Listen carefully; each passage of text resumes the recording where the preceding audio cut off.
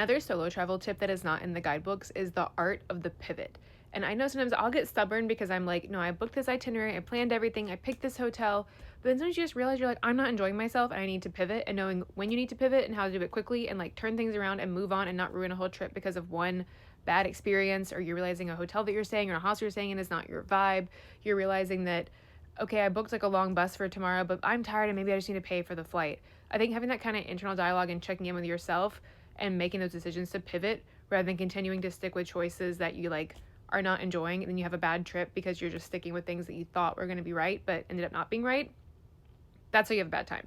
So the art of the pivot and like having that self-awareness to know that you need to move on from a situation, I think is a really important skill to cultivate as a solo traveler. And I don't mean like when you walk into a hotel and you're like, okay, immediately this is not my vibe, I need to check out. Obviously, if it's dangerous, check out. Usually I'll give myself a day. I'll be like, let me sleep on it.